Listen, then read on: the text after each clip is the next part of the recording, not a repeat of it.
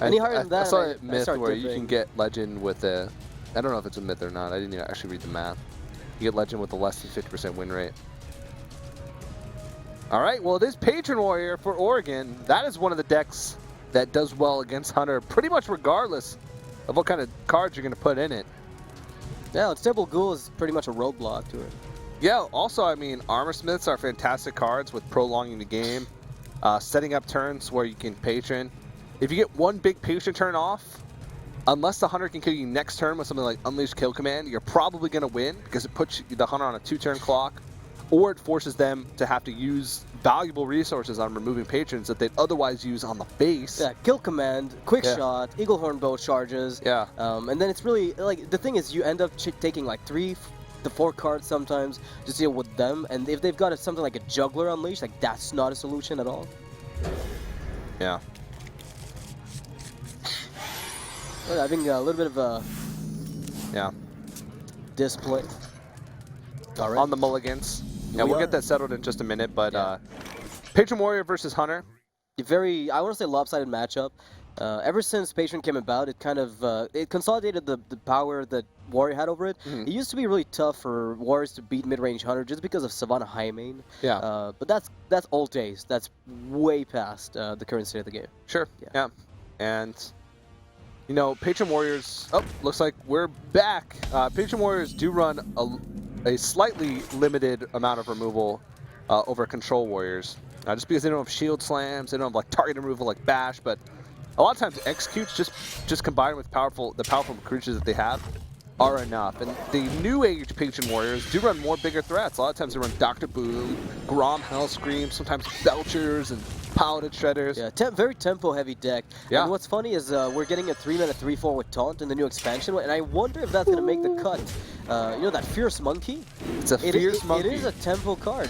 Like, it's a Frothing Berserker that you don't have to sacrifice in the same way that Frothing is, because it's such a strong card that you don't necessarily want to waste. Yeah. We'll see if that works out. I really like Patron nowadays. I feel like the fact that the deck is still alive just goes to show how powerful it was prior to this. The combos are still really fun. Right. Making a board full of patrons, Never even gets if old. you can't charge them, is really fun. And at this stage, you don't really want to throw out either Frothing Berserker or Unstable Ghoul to die, but you got to get that bow charge out eventually.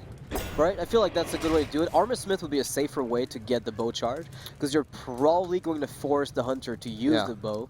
Whereas in this case, maybe he's just going to ignore this. I don't know. There's a chance he just waits. But I feel like against Hunter, Armor Smith is a card that can be a game ender. Late in the game, you make a board full of patrons, you drop Armor Smith next turn, just start trading.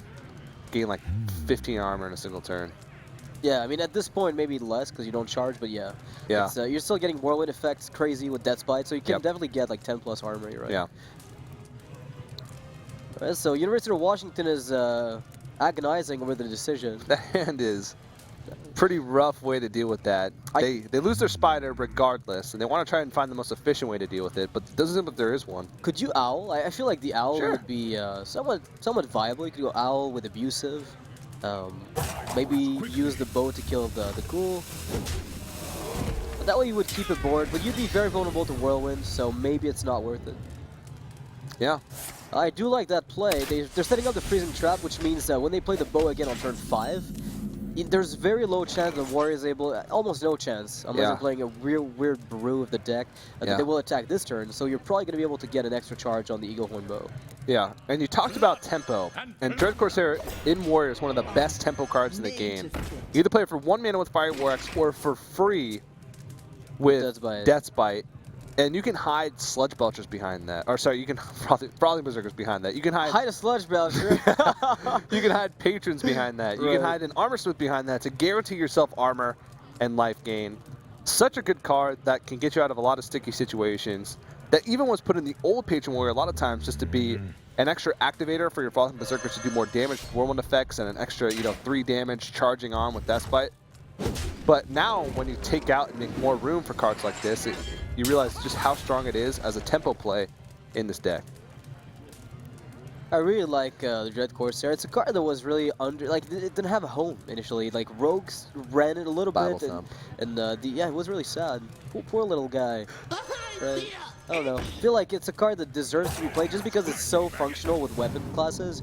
But even when, like at the peak of Rogue, they still didn't run it too much. And Warriors never had a use for it before Patron came about. Yeah. Because they always had enough armor. Yeah. Maybe Pirate Rogue one day. It is, it's legend viable, but, you know, not tier 1. Unless you're 6-0, then you can run Pirate Rogue to anything. What now? If you're 6-0, you can run just about anything to anything. This is a tough turn, not knowing what that trap is. Only one creature on the board. But I feel like Oregon's still in a fantastic spot just because they realize this is a more aggressive variation of Hunter. And they have plenty of health still. Being at 29 effective health, you know, on turn 5 is pretty good against a deck that runs Leopard Gnomes. The thing is, if you think there's a snake trap, are you worried at all? He did not worry about it. No cares in the world. So they rule out snake, but that's the only trap that they rule out. Now, what's your play here? I would consider interraging and attacking to trigger the trap. That way, frothing is still a threat. I really like that. I mean, you do gain the armor. You keep the armor smith alive. Yeah. So you have a turn 6 play. Yeah. So now you force University of Washington in a situation where they have to have multiple ways if they want to deal with this frothing berserker. They have to have the bow hit plus something else. That feels really clunky. That is Oh, the yeah? absolute. I mean, A 3-mana stone test board? That feels clunky. I feel like you would just ignore the frothing at this point, though. Yeah. I would consider ignoring it for one turn. Unleash the Hound. Yeah, that's a very good card. Yeah. The inner rage being gone means you know, the patron is a little less valuable, but still, I mean, there's very few cards in the University of Washington's hand, which means the card disadvantage that you're running into here as the hunter is the biggest issue, because you're still way off the 25 damage mark to kill this warrior. Mad Scientist, I mean, it's a threat, but they want something heavy hitting right now. Right, like a high main. You're looking for high main Dr. Boom. I'd say I hate seeing a Mad Scientist more than I hate seeing a Savannah High Main. On turn 6. I think the context is probably. Yeah, I remember the days where high main was essentially an auto loss if it fell and you just couldn't deal with it. It's not the case anymore, not as much. Yeah, yesterday. Yeah. That was the day. The day. High mains are good. High mains are fantastic. If High main was a neutral, I would quit the game. I'd still only play it in Hunter. Yeah. Actually, I had a long thought about that one day. Mysterious High main? You wouldn't play? Mysterious High main? Would you not play that for real? I don't know. I'd consider it. What are you saying? A High main that also puts your secrets in play? The thing is, I feel like you could play Savannah High main in Mysterious Paladin and curve the deck up a bit. Yeah. You play Redemptions. You got Competitive Spirit. Well, it's slightly awkward when you have Interage but not a Whirlwind effect, because your opponent only has to have 2 ways to deal with these threats. So when they've got 2 cards in hand, that means their entire hand has to be dedicated to it. Yeah. But they've been holding on to their cards for a long time, so they're going to go for it. I mean, they are going to gain, you know, an armor from the Interage. Ooh, they're going to execute it. Bold, to say the least. If it is Explosive Trap, then it's fine. Well, sort of. That will give the hunter the ability to clean up those patrons. This could be a full board clear if they so choose. They can play their whole hand, clear the board, and be left with 2 1/1 hounds. That looks pretty good to me. It is a freezing trap, so it will be able to deny a patron attack if he wants to. Yeah.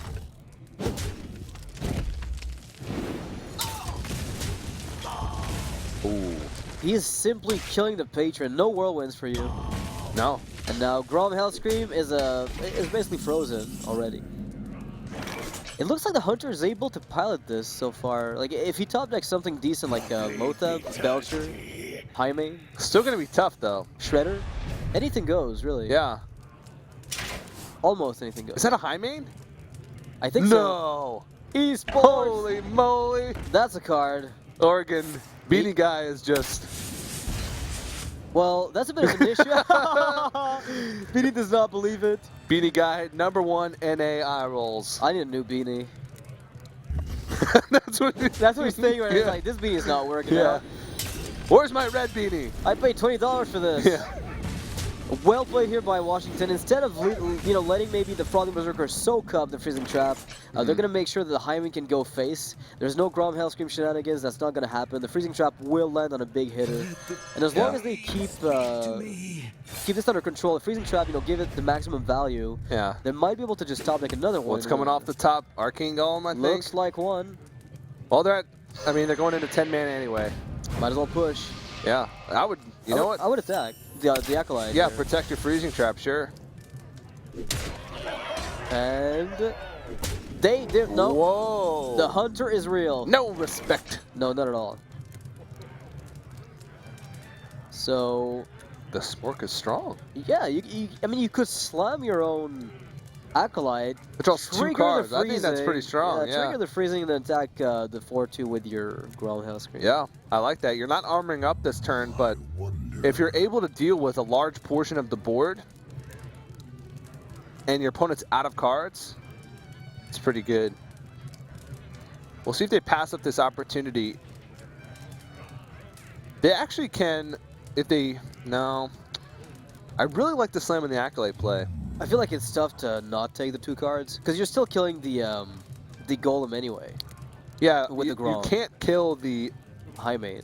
Well, you can kill the High Main, but you have to slam the High Main and then kill it. Exactly. But then your Grom will be traded into really easily. All right, so the Freezing Trap will see the Acolyte go back to the head. And this will actually be a very big threat for Washington, because sure they want to go face, but that's 10 damage. You could trade into it and keep the Hyenas. Maybe that's 2. Hello! Oh my goodness. Now that's the card they wanted to see for sure. And Beanie Guy! Beanie Guy! He's laughing, but I can tell that he's actually miserable inside. This is not a real laugh, you know that one. It's a nervous laugh of what is this and why do I play it? Yeah. What is this game? 6? What does it mean? Oh, you know that laugh? Dr. 6? You know this is the laugh of the guy, your best friend when you play hardcore Diablo, who loses his character and brushes it off like it's nothing. He's like, anyway. I didn't care, I lost everything. It's okay, Beanie Guy. Yeah. We love you anyway. Yeah. Poor Beanie Guy. And Washington is like, I don't know how we're going to lose this, man. Washington actually looks like they feel bad. We're playing Hunter, right? I mean, this is, he feels really uneasy. He's like, I can't believe I played this. I feel dirty. Yeah. I played this deck and I top deck 2 High Mains. Oh, wow. Yeah. Well, that face of worry. There's Grim Pet. Shield block. Oh, that's a card. That'll buy him some time.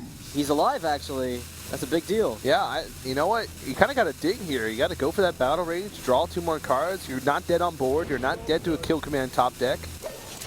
Execute's helpful. 2 Whirlwinds would do it. It could possibly get you further back in the game. Beast of Stars is not the best top deck for Washington. Honestly, 2 Whirlwinds would do it. Get in there and fight, that would seal the game. And it would clean the board up, because you can execute and then double Whirlwind. Yeah, since the Acolyte of Pain is still alive. Oh, that's one effect. Pick up the Whirlwinds, Oregon. This is your last chance. You've got 3 draws. Maybe 4 if you count the Gnomish. 1. Oh, ho, ho. It's happening, guys. Not quite. So execute, Whirlwind, Unstable Ghoul. I would probably play my Patient first, but I guess you'll need to armor up because otherwise you die to like quick shot. Yeah. So in this case, the armor up is the only way out. And honestly, without an owl, a bow, like even a bow doesn't really do it. So Juggler doesn't do it either. Wow. Is this the turnaround?